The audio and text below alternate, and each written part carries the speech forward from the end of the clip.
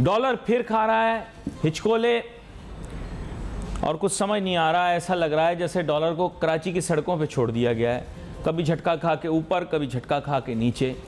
लेकिन ऐसा ना हो कि कहीं रुपये के शौक वॉक टूट जाएं, क्योंकि मुझे ऐसा लग रहा है कि डॉलर के चक्कर में मुल्क की मईशत को बहुत सख्त नुकसान पहुँचेगा।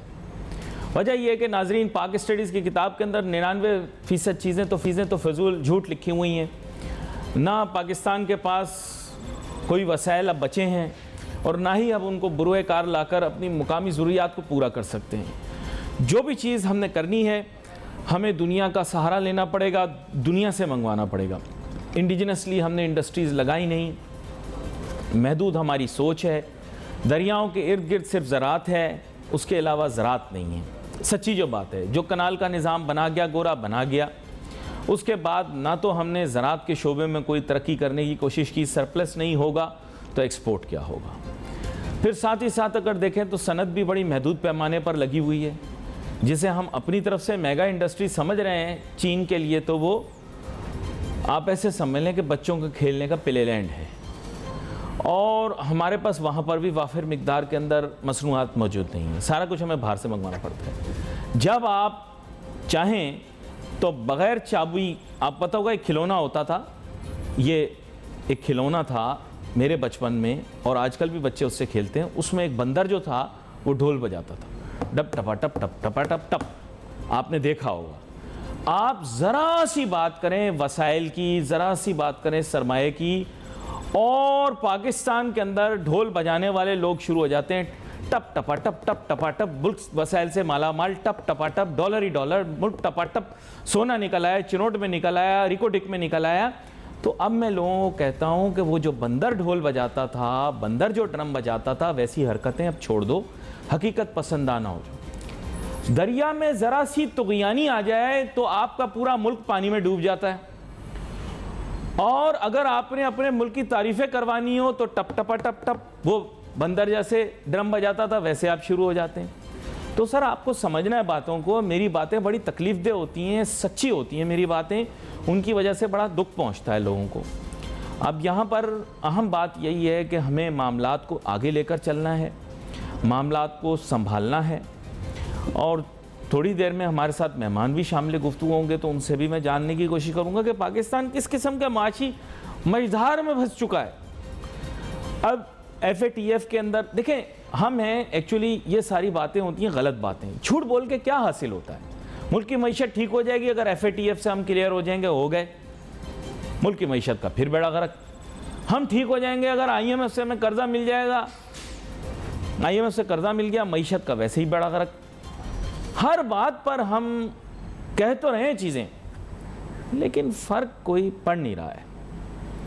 खैर, मेरी ख्वाहिश तो ये है कि इसके ऊपर मैं चलता जाऊं, लेकिन आज मौजू जो है वो हमारा है US डॉलर। और मुझे जो है वो अब एक छोटी सी ब्रेक की जानिब जाना होगा जब, तो उसके बाद जब वापस आऊँगा तो फिर मैं आपको इन डिटेल कोशिश करूँगा अपने मेहमान की राय लेकर। अब हमें ज्वाइन कर रहे हैं जनाब मलिक बोस्तान साहब, जो कि किसी तारुफ के मोहताज नहीं हैं, इस शोबे पे महारत भी रखते हैं और इससे वाबस्ता भी हैं। वेलकम करता हूं सर आपको शो में। अब तो सर कौम में अजीब सी बेचैनी सी पाई जा रही है। आप हमेशा से इस चीज़ का अलम उठाए हुए हैं कि मजबूत रुपया, मजबूत पाकिस्तान, लेकिन हम ये देख रहे हैं कि इस ट्रेंड को ओवरऑल जो निज़ाम है हमारा वो सपोर्ट नहीं कर रहा।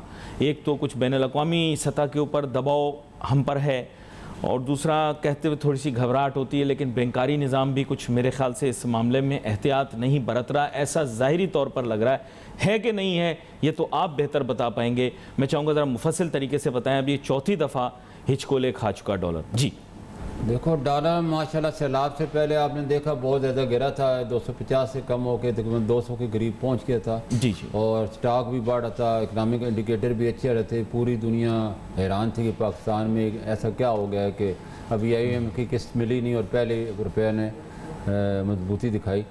बैड लक सैलाब ने हमारी तमाम की किराए पे पानी फेर दिया है और तमाम उम्मीदें दम तोड़ गई इस वक्त। और पाकिस्तान का इस वक्त 15% आबादी का रकबा ज़ेर आब है और लोग बेयारो मददगार आसमान के नीचे खड़े हैं और बीमारियों ने उनको घेरा हुआ है। ऊपर से मच्छर काट रहे हैं, नीचे से सांप काट रहे हैं। और मैं समझता हूँ पानी जो है हमारा तकरीबन 22 लाख एकड़ पे खड़ा है, और उसमें कपास की जो बिल्कुल तैयार फसलें थी, फूल खिल चुके थे, चुनने की तैयारी हो रही थी, और बस सारे का सारा बह गया।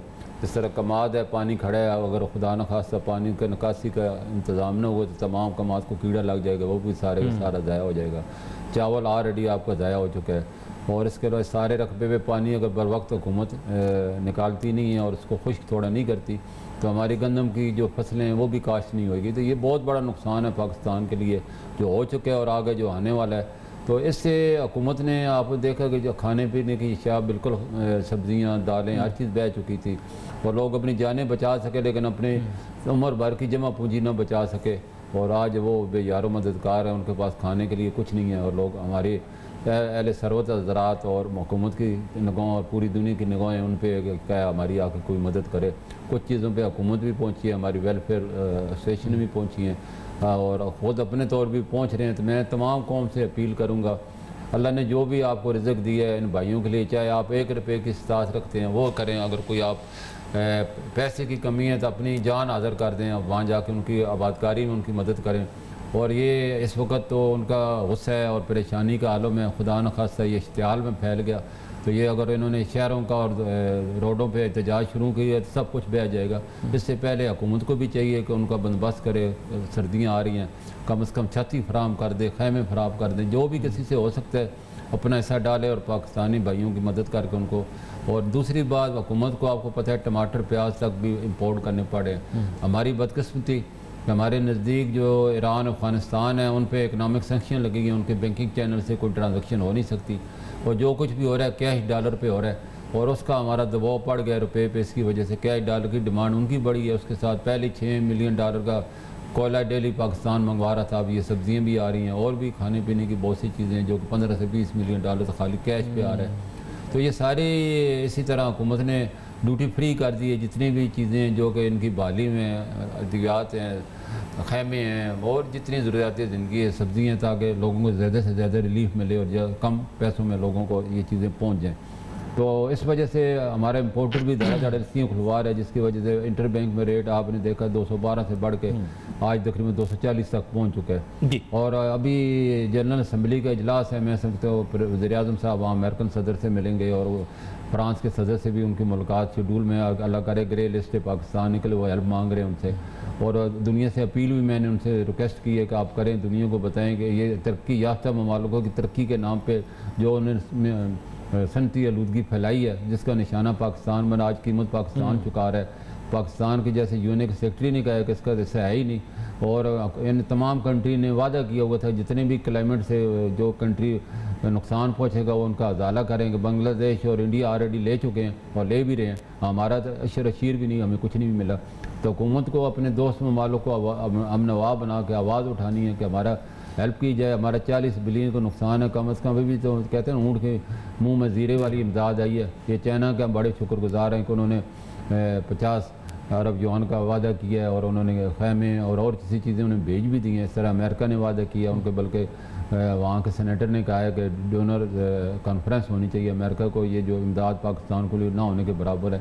तब ये हुकूमती सतह पे हमारा केस मजबूत करके दुनिया से अपील करनी चाहिए कि पाकिस्तान की हेल्प करेंगे। तनहा पाकिस्तान इतनी बड़ी मुकाबला नहीं कर सकता। तो ये सारी चीज़ें हैं जिन्होंने पाकिस्तान की मैचेस को बहा दिया है, और भी हमें दोबारा अल्लाह के फजल करम से तमाम हमारी 2005 का ज़ल्ज़ला है, 2010 का फ्लड है, सुपर फ्लड, अब ये उससे भी बड़ी मुसीबत हमारे आन साथ बड़ी है।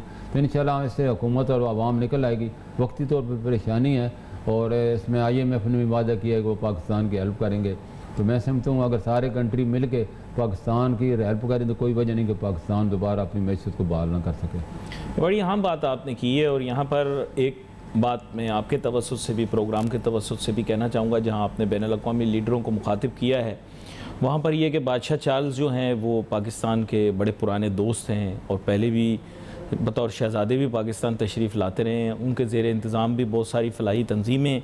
मैं उनसे गुजारिश करना चाहूँगा बादशाह चार्ल्स से कि वो भी इस सिलसिले में अपना किरदार अदा करें, क्योंकि इंटरनेशनली उनका जो फिलंथ्रपी है और वेलफेयर है उसमें उनका बड़ा काम है, बड़ा नाम है।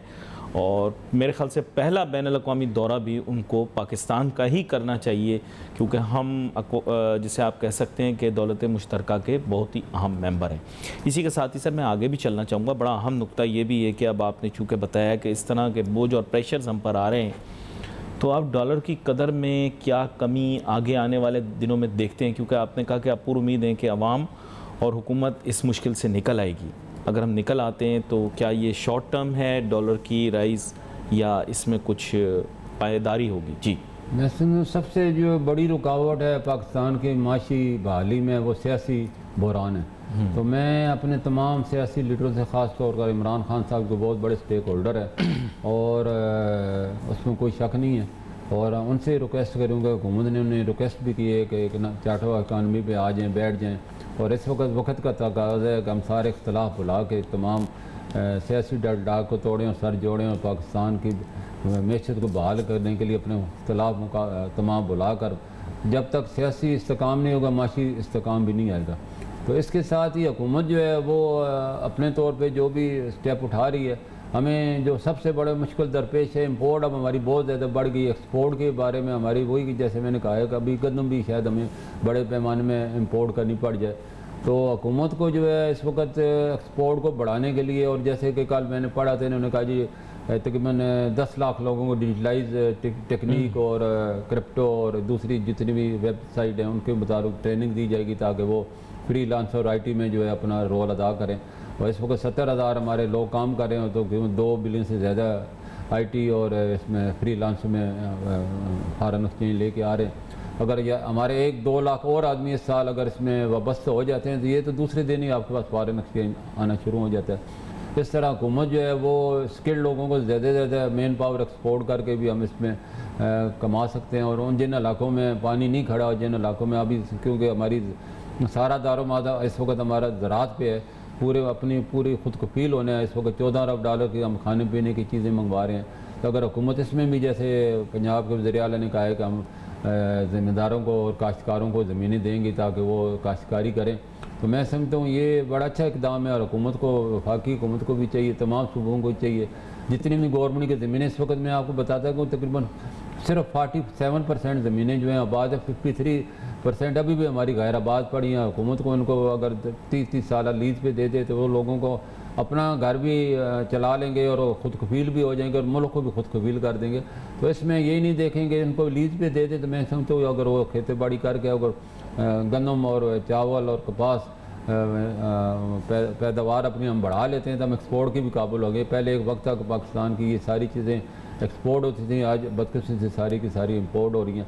इस तरह टेक्सटाइल इंडस्ट्री बुरी तरह इस सैलाब की कपास बहने की वजह से अब उन्होंने कहा कि हमें 3 अरब डॉलर की मज़ीद मंगवानी पड़ेगी। तो सारी ऐसी चीज़ें अब हम इसी से हुकूमत को मैनेज करके इससे निकालना है। और हुकूमत जो है एनर्जी का बिल है, ये हमारे लिए दर्द सर बना हुआ है। इसको जो है किसी तरह भी हाइड्रो पे या सोलर पे या विंड पे हम ले आते हैं तो हमारा जो है 3 अरब डॉलर का माना जो खर्चा है ये इसमें हम बचत कर सकते हैं। हुकूमत को चाहिए इसके लिए बिजली पे और ख़ास तौर पेट्रोल पे, डीज़ल पे राशनिंग कर देनी चाहिए। और 2007 से अपना 7 बजे से लेके रात 12 बजे तक मैं समझता हूँ ये जो हुकूमत ने कहा था कि बिजली बंद होगी, और लेकिन बिजली इसी तरह चल रही है, शादियाँ इसी तरह हो रही हैं। तो हुकूमत को लॉकडाउन लगा के बिल्कुल बिजलियाँ बंद करनी, तभी जाके हम एनर्जी के जो बिल है इस पर काबू पा सकते हैं। वरना इसी तरह एनर्जी का बिल बढ़ता रहा, पाकिस्तान एक वक्त आएगा कि देने के काबिल भी नहीं रहेगा। और इसी तरह हुकूमत ने जो पाबंदी लगाई, जो भी पाकिस्तान से बाहर जाएगा और वो आएगा वो अपनी करेंसी डिक्लेयर, कैसे भी बड़ा बुरा असर पड़ा है क्योंकि जो लोग अपने साथ बाहर से करेंसियाँ लाते थे वो अब उन्होंने लाना बंद करें, क्योंकि पहले तो सामान भी नहीं छोड़ते थे, रास्ते में लुट जाते थे। तो अब तो वो अपनी करेंसियाँ यही वाली हुंडी हवाले से मंगवा रहे हैं, और जो लोग लेके जाना था वो भी डिक्लेयर नहीं कर रहे, सिर्फ वो लोग डिक्लेयर कर रहे हैं जिनके पास क्रेडिट कार्ड नहीं है। तो अब क्रेडिट कार्ड का जो है यूज़र बहुत बढ़ गया इस वक्त। पहले हफ्ते में हमारे 4 से 5 मिलियन डॉलर क्रेडिट कार्ड की बैंक बाइंग करते थे, अब 12 से 15 मिलियन हो गई है। तो ये बड़ा अहम सारे के नुकता है। सारे जो है हमारे मार्केट पे, इंटर बैंक पे और फ्री मार्केट पे इसका असर आ रहा है। बड़ी अहम बात आपने की है। अब नई मईशत को दरपेश बहुत सारे मसाइल हैं मुख्तलिफ़ डायमेंशंस के अंदर। अगर आप देखें तो महंगाई एक बहुत ही बड़ा मसला बन गया है। महंगाई की शरह बहुत ज़्यादा बढ़ जाने की वजह से मुल्क में पैदावारी लागत भी बढ़ जाएगी, लोगों की क़ुव्वत ख़रीद भी कम हो जाएगी। उसके साथ साथ सोने पर सुहागा, सैलाब आ जाने की वजह से मंजर कशी कर दी और मलिक बोस्तान साहब ने बता दिया कि किस तरह के हालात मुल्क में मौजूद हैं। सर, अब जो बैनुल-अक़वामी इदारे पाकिस्तान के मुतल्लिक़ कह रहे हैं कि साहब इनकी जो हुशरबा महंगाई का मसला है, इसको ये जल्द से जल्द कंट्रोल कर लें, वरना मामलात बिल्कुल ही इनके हाथ से निकल जाएंगे। अब महंगाई को काबू करने के लिए क्या किया जा सकता है? आपके ख़्याल से कोई मुनज़्ज़म प्रोग्राम इस सिलसिले में मौजूद है? जी देखो जी, महंगाई को कम करने के लिए मैं समझता हूँ पाकिस्तान को जानबूझ के एक कैसीनो इकानमी की तरफ धकेला गया है। हम लोग रातों रात अमीर होना चाहते हैं, काम नहीं, ना हमारी प्रोडक्शन है, ना हमारी सनत है, ना हमारी ज़राअत है, क्या है हमारे पास? कुछ भी नहीं है। चाइना से हमारी 14 अरब डॉलर की ट्रेड है, लेकिन 2 अरब डॉलर हम एक्सपोर्ट करते हैं, 12 अरब डॉलर का तजारती खसारे का सामने तमाम कंट्री के साथ हमारा यही हाल है, सिवाय यूरोप और अमेरिका के। तो हमें अपनी एक्सपोर्ट को, प्रोडक्शन को, ज़राअत को, मैं जैसे पहले भी कहा, प्रमोट करना है। अल्लाह ने हमें बहुत अच्छा, सबसे बड़ा नहरी निज़ाम है, सबसे बड़े चारों मौसम में 4 फसलें हो सकती हैं। बदकिस्मती से हमारी जो है इस वक्त जो 53% जो ज़मीनें हैं वो खाली पड़ी हैं, आबाद ही नहीं हो रही। तो इस वक्त भी तकरीबन 22 लाख एकड़ जो है वो तकरीबन रकबा जो है वो, उसमें से 9 लाख एकड़ पे जो है फसलें, एक फसल काश्त हुई और 5 लाख एकड़ पे तो काश्त ही नहीं, और 5 लाख पे 2 फसलें काश्त कर सकें। तो हम इतने नालायक हैं। तो हमें ज़राअत को अहमियत नहीं दे रहे। ज़राअत ही हमारी, वो कहते हैं रीढ़ की हड्डी है, इसको भी हमने प्रमोट करना है। ये सबसे ईजी है, 3 महीने 6 महीने की फसलें होती हैं, आपको रिज़ल्ट मिल जाता है। और इस तरह हमें इसके भी इंश्योरेंस की तरफ आना पड़ेगा। जैसे अभी इंश्योरेंस की सस्ती इंश्योरेंस ज़मींदारों को और काश्तकारों को देनी चाहिए, ताकि उनको इस तरह के जो नुकसान हुआ है उनका पूरे साल के लोग उधार लेके ट्रैक्टर, बीज, चुनाई सब करते हैं, लेकिन अब सारे के सारे उनके ख्वाब बह गए हैं और वो बेचारे, जैसे मैंने कहा है, कि बहुत ही नाउमीद हो चुके हैं। और हमें उनको उम्मीद दिलानी है, उनका सहारा बनना है।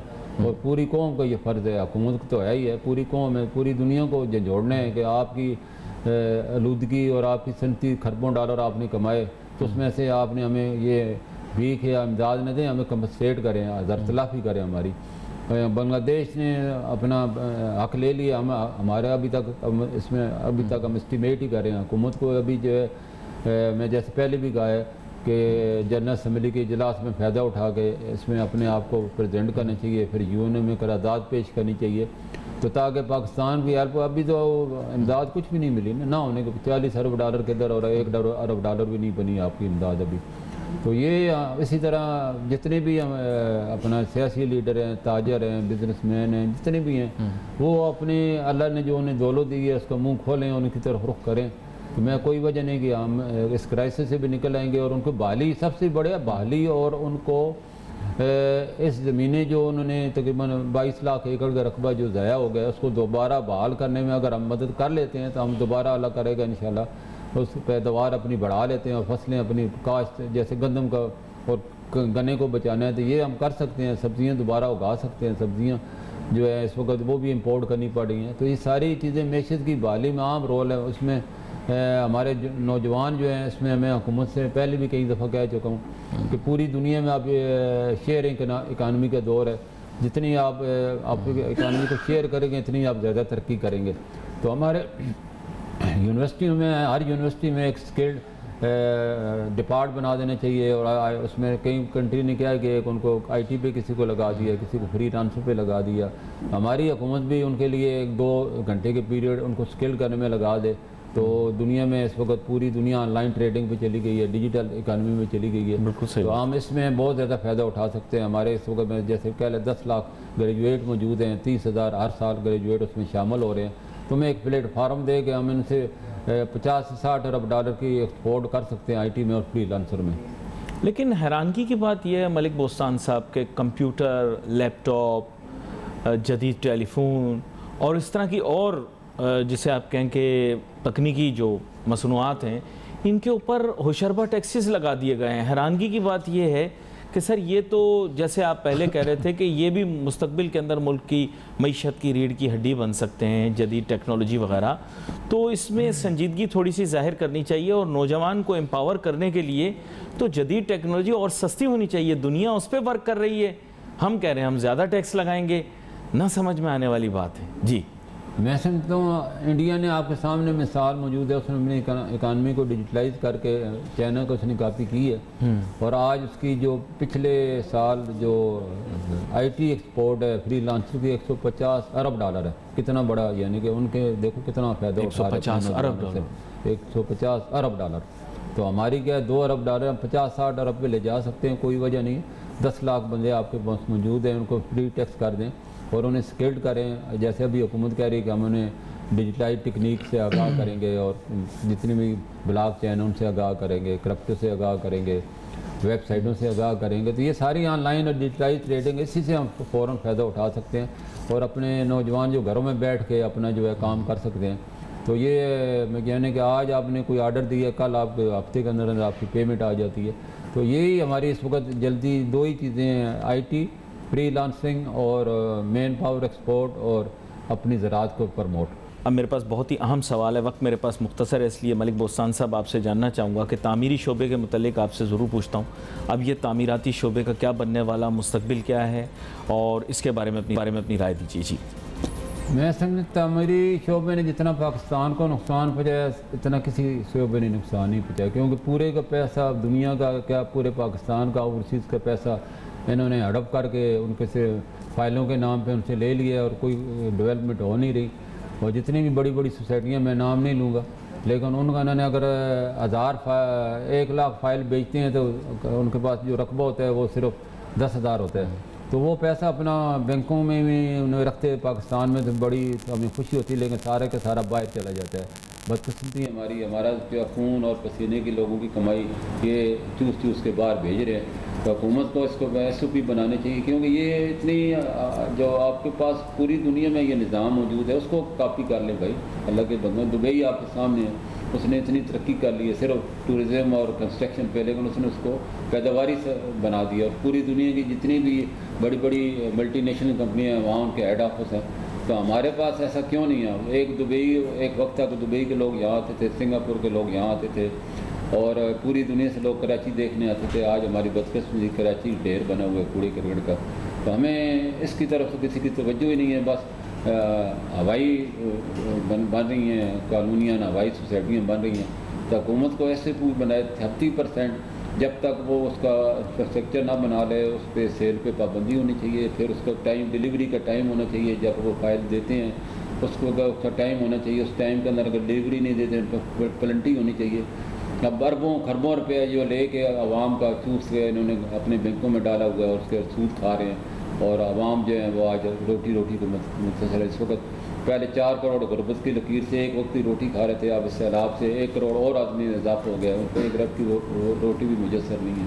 तो वो गंदा पानी पी रहे हैं, सब्जियाँ उनके पास नहीं है। क्या बेचारे उनका हाल देख के जो है हर आँख ने में हमारे वज़ीर ख़ज़ाना साहब ने देखा, वो भी रो पड़े उनकी हालत देख के।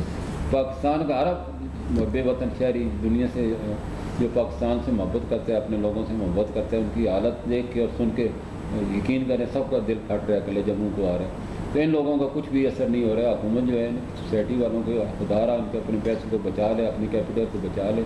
इसी तरह अगर ज़मीन में दफन होता गया तो पाकिस्तान के काम नहीं आएगा। और एक वक्त होएगा पाकिस्तान का कैपिटल जब आवाम के पास नहीं होएगा तो वो कमाएंगे नहीं। आवाम जितने बिजनेसमैन होते हैं वो आवाम हुकूमत का हिस्सेदार होते हैं। 30% आपको टैक्स देते हैं। अगर वो 1 करोड़ कमाते हैं तो 30 लाख आपको देते हैं। ये उन्हें इस काबुल बनाए कि वो आपको टैक्स दें। और हुकूमत जो है टैक्स लेगी तो हुकूमत चलेगी, टैक्स ही नहीं होगा तो हुकूमत कैसे चलेगी? अभी अगले पिछले साल का आप डेटा देखें, 6,300 अरब जो आपने इकट्ठा किए, 3,100 तो आपने ड्यूटियों से हासिल की है। तो बड़ा इजी है ड्यूटी लगा लेना, पेट्रोल पे टैक्स भरिए, कोई आसान कोई मुश्किल काम नहीं है। ये अरबों आपके यूज़र हैं और अरबों पे आप बैठे बैठे उनसे वसूल करके, लेकिन ये नहीं देखते आपने अपने बिज़नेस को, अपने एक्सपोर्ट को कितना महंगा करते जा रहे हैं। जो आपकी एक्सपोर्ट मैन्युफैक्चरिंग महंगी होएगी तो आपकी एक्सपोर्ट भी महंगी होगी और दुनिया को मुकाबला नहीं कर रहे। अगर देखें रुपया हमारा, मैं समझता हूँ बहुत ज़्यादा अंडर वैल्यू है। आप देखें बांग्लादेश का 95 है, इंडिया का 80 है, और तो और अफगानिस्तान देख ले उसका भी 90 रुपये है। तो हम क्या, हमारा रुपया गिराने से हम अपने आप को गिरा रहे हैं। रुपया मजबूत होगा डॉलर के मुकाबले में तो हमारे एसेट बढ़ेंगे, हमारा कर्जा कम होगा, हमारी इंपोर्ट सस्ती होगी। 80% तो हम चीज़ें इंपोर्ट करके एक्सपोर्ट करते हैं। जब इंपोर्ट सस्ती होती है एक्सपोर्ट भी सस्ती होगी। तो इस चीज़ पे हमें सोचना है, तभी मुल्क बच सकते हैं। बड़ी अहम गुफ्तगू की आपने और बहुत सारे ऐसे नुकात थे जिनको कवर किया, और बिलखुसूस आखिर में आपने अपनी तामीराती शोबे के मुतल्लिक, वो भी बड़ी मैं कहूँगा कि वैल्यूबल है। और हमारे यहाँ मुल्क को सोचना चाहिए, मुल्क के जो मैं कहूँगा कि दावेदार हैं, ओहदेदार हैं, उन सबको देखना चाहिए कि जो बात आपने की है उसमें से कैसे निकल के ज़्यादा कोई ऐसे एसेट्स की तरफ हमें जाना है जिनसे मुल्क को फ़ायदा हो। खैर, इन मौज़ूआत के ऊपर और दीगर मौज़ूआत के ऊपर ज़रूर बात करेंगे और आपको भी दोबारा से मदऊ करेंगे। आपका बहुत शुक्रिया मलिक बोस्तान साहब, आप प्रोग्राम में हमारे साथ शामिल हुए। Wait for message on Facebook. Ali Nasir हमारी टीम को इजाज़त दीजिए। अल्लाह हाफ़िज़।